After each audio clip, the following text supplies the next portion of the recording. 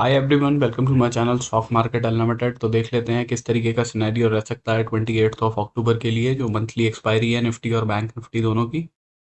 और प्लस कल का वीडियो देखा होगा जिन लोगों ने, उन्होंने अच्छा प्रॉफिट किया होगा आज। मैं उम्मीद करता हूँ इस चीज़ की। एटलीस्ट 100 पॉइंट्स तो निफ्टी के अंदर लिए ही होंगे।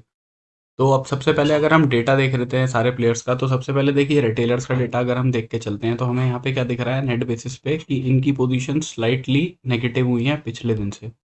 अब उसका क्या रीज़न रहा है कि इन लोगों ने पुट शॉर्ट करे हैं 5,45,000 कॉन्ट्रैक्ट्स। उसके अगेंस्ट में पुट बाइंग करी है इन लोगों ने 5,81,000 कॉन्ट्रैक्ट्स। तो नेट बेसिस पे पुट बाय करके गए हैं। प्लस कॉल शॉर्ट में से ये लोग निकले हैं, 3,17,000 कॉन्ट्रैक्ट्स इन्होंने क्लोज किए हैं, और कॉल लॉन्ग में से उससे भी ज़्यादा कॉन्ट्रैक्ट्स क्लोज किए हैं। तो मतलब पॉजिटिव साइड की पोजीशन ज़्यादा क्लोज हुई हैं और शॉर्ट साइड की पोजीशंस बनाई गई हैं। तो ये क्या एक्सपेक्ट कर रहे हैं कि मार्केट थोड़ा नीचे की साइड में आ सकता है यहाँ से। इसके बाद अगर हम डीआईएस का डेटा देखते हैं तो इक्विटी में आज इन्होंने 2,422 करोड़ की बाइंग करी है। फ्यूचर्स के अंदर 474 कॉन्ट्रैक्ट लॉन्ग साइड के क्लोज किए हैं, शॉर्ट साइड के सिर्फ 20 कॉन्ट्रैक्ट्स क्लोज किए हैं। अभी अगर हम एफ का डेटा देखते हैं तो इक्विटी में आज इन्होंने 241 करोड़ की सेलिंग करी है। प्लस आप इनका डेटा देखोगे तो आपको दिखेगा कि पिछले दिन से स्लाइटली पॉजिटिव हुआ है डेटा। ठीक है, -2 लाख से ऑलमोस्ट 1,80,000 के आसपास ये डेटा आया है। अब उसका रीज़न क्या है कि इन लोगों ने पुट शॉर्ट करे हैं 62,000 कॉन्ट्रैक्ट्स। उसके अगेंस्ट में पुट लॉन्ग करे हैं सिर्फ 31,000 कॉन्ट्रैक्ट्स। तो नेट बेसिस पे पुट राइटिंग करिए, प्लस कॉल राइटिंग से ये लोग निकले हैं 86,000 कॉन्ट्रैक्ट्स इन्होंने क्लोज किए हैं, और कॉल लॉन्ग से इन्होंने उससे ज़्यादा कॉन्ट्रैक्ट्स क्लोज करे हैं, 89,000 कॉन्ट्रैक्ट्स। तो नेट बेसिस पे हम ये मान सकते हैं कि ये एक्सपेक्ट कर रहे हैं कि नीचे वाले लेवल पे मार्केट के पास सपोर्ट है, कि उसके नीचे नहीं जाना चाहिए मार्केट को, ऊपर जाए ना जाए बट नीचे का सपोर्ट वाला लेवल ब्रेक नहीं होना चाहिए। इसके बाद अगर हम प्रोप्राइटरी डेस्क का डेटा देखते हैं तो हमें दिख रहा है पिछले दिन से इनका डेटा पॉजिटिव हुआ है, -59,000 से +44,000 पे आया है ये data.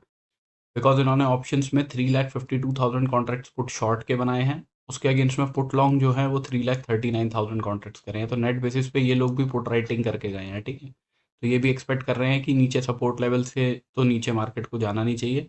Plus call writing in लोगों ने करी है, क्लोज करी है कॉल राइटिंग 1,93,000 कॉन्ट्रैक्ट्स। उसके अगेंस्ट में कॉल बाइंग से ये लोग निकले हैं 1,02,000 कॉन्ट्रैक्ट्स। तो नेट बेसिस पे कॉल राइटिंग के कॉन्ट्रैक्ट्स भी इन्होंने ज़्यादा क्लोज किए हैं। तो इसलिए ये ओवरऑल आपको बुलिश दिखाई दे रहे हैं। इनकी एक्सपेक्टेशन है कि मार्केट ब्रेक तो नहीं करना चाहिए नीचे का लेवल। इसके बाद अगर हम निफ्टी की ऑप्शन चेन देख के चलते हैं तो पीसीआर चल रहा है 1.02 पे, तो ऑलमोस्ट न्यूट्रल है, 1 पे ही चल रहा है।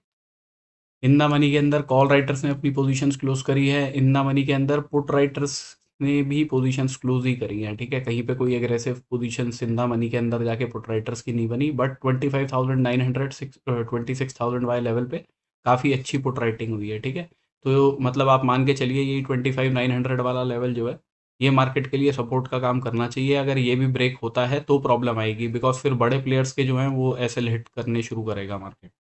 ठीक है, अदरवाइज 25,900 तक तो मार्केट के पास में सपोर्ट है। कॉल राइटिंग 26,100 के आसपास पे है। अगर हम देखें मैक्सिमम आज तो नहीं हुई है इतनी कॉल राइटिंग, कहीं पे भी आप देखोगे आउट ऑफ द मनी जाके ही पोजीशंस क्लोज हुई हैं लोगों की। और यहाँ प्रीमियम चल रहा है 40 पॉइंट्स का, तो आप मान के चलिए 26,100 120 के आसपास ही मार्केट का रेजिस्टेंस है। ठीक है, अभी अगर हम चार्ट्स पे देख लेते हैं, मैं इसको थोड़ा सा बड़ा कर देता हूँ ताकि और क्लियरली दिखाई दे। यहाँ पे देखिए मैंने आपको क्लियर कट बताया था कि यहाँ पे मार्केट ने एक डबल बॉटम बनाने की कोशिश करी है। शॉर्टिंग की अपॉर्चुनिटी हम यहाँ इसके नीचे ही देखेंगे। ठीक है, अब मार्केट ने क्या किया, उसके बाद में हमारा पहला लेवल ये था, मार्केट गैप अप करके ही खुला और 15 मिनट की क्लोजिंग भी इस लेवल के ऊपर ही दे दी। मैंने आपको यहाँ पे बताया था अगर 15 मिनट की क्लोजिंग इस लेवल के ऊपर आएगी हम बाइंग की अपॉर्चुनिटी देखेंगे। टारगेट अपने 25,998 के रहेंगे, है ना, 998 997 के आसपास का एरिया जो था। एग्जैक्टली आप देखो उसी जगह पे मार्केट ने जाके एक इवनिंग स्टार का पैटर्न बनाया है। ठीक है, अब ऐसा तो है नहीं कि ये लाइन मैंने आज ड्रॉ कर दी है, मैंने कल ही आपको बता दिया था जो फ्राइडे वाले दिन वीडियो बनाया था उसी में, कि ये लेवल रेजिस्टेंस का काम मार्केट के लिए कर सकता है। और मैंने आपको बोला था मैक्सिमम क्वांटिटी हम अपने पहले टारगेट पे ही बुक करेंगे। जो कम लॉट्स में करते हैं उनके लिए तो बढ़िया ही है, उन्हें तो सीधा यही पॉइंट्स मिले। तो यहाँ से अगर आप देखो 15 मिनट की क्लोजिंग के बाद में भी तो ऑलमोस्ट 100 पॉइंट के आसपास या उससे ऊपर ही आपको यहाँ पे मिले हैं निफ्टी में। तो एक अच्छा दिन रहा होगा, मैं एक्सपेक्ट करता हूँ। अब देखिए मार्केट में मैं पहले डे का चार्ट भी आपको दिखा देता हूँ एक बार।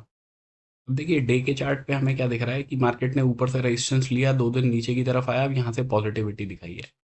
लेकिन इस लेवल के ऊपर भी यहाँ तक का जो ये ज़ोन है, ये बहुत ट्रिकी ज़ोन रहेगा, ठीक है? हो सकता है मार्केट यहाँ पे चला जाए, छोटी-सी कैंडल बना दे, बनाने को इतनी बड़ी कैंडल भी बना सकता है मार्केट। बट हमें लेवल टू लेवल ही काम करना पड़ेगा, ठीक है? तो अगर कोई शॉर्टिंग की अपॉर्च्युनिटी देखनी है तो हमें इस ग्रीन कैंडल के नीचे देखनी है कि अगर ग्रीन कैंडल के नीचे निकलता है तो मार्केट नीचे की तरफ आ सकता है, और नीचे की तरफ आएगा तो बड़ा मूव भी दे सकता है, क्योंकि उसमें एसएल ट्रिगर होने शुरू होंगे लोगों के, ठीक है? बड़े प्लेयर्स के, क्योंकि उनकी पुट राइटिंग हमें दिखाई दे रही है। और कहाँ तक आ सकता है, तो पहला सपोर्ट का लेवल एक ये बन सकता है मार्केट के लिए इधर की साइड में, ठीक है?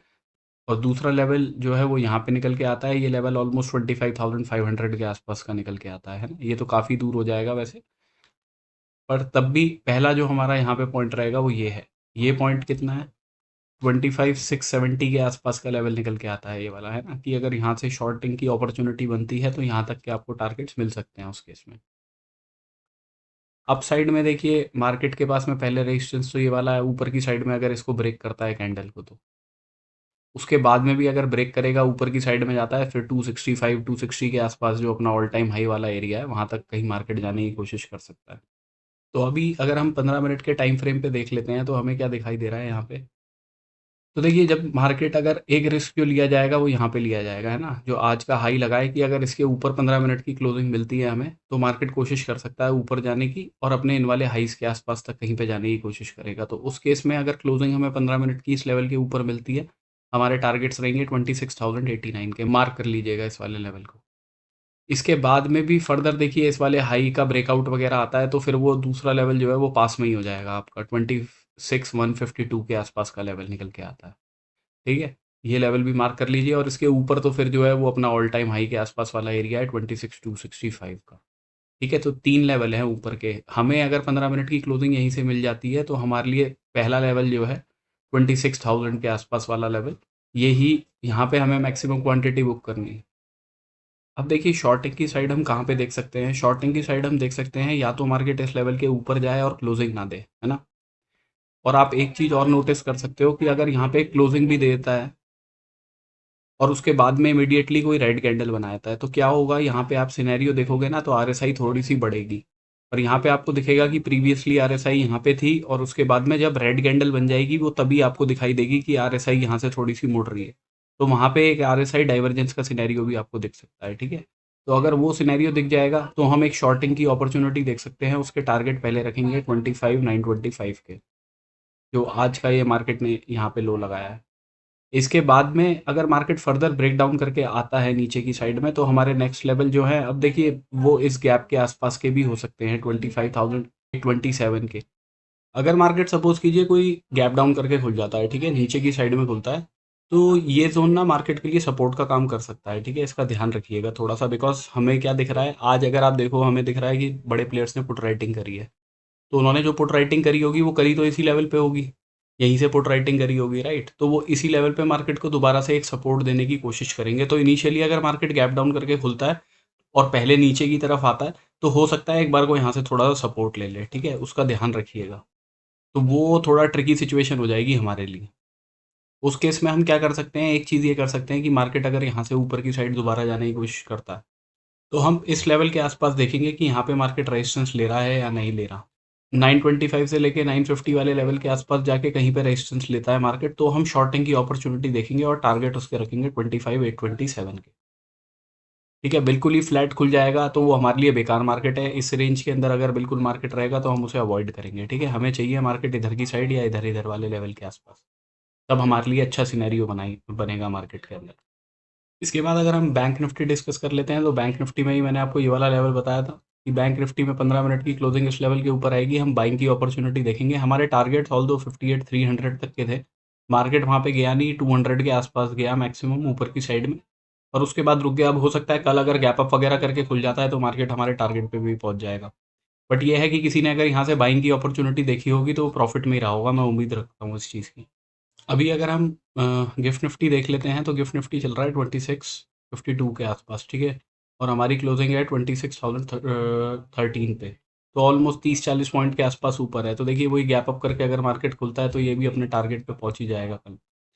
तो अभी अगर हम कल के लिए देख लेते हैं तो हमें यहाँ पे क्या दिखाई दे रहा है कि मार्केट अभी करंटली तो एक हायर हाई हायर लो का स्ट्रक्चर सा बना के फॉलो कर रहा है उसे, है ना? इधर की साइड में आके थोड़ी कंसोलिडेशन दिखाई है इसने मार्केट ने, बट ओवरऑल अगर आप देखो तो थोड़ी पॉजिटिविटी दिखा रहा है।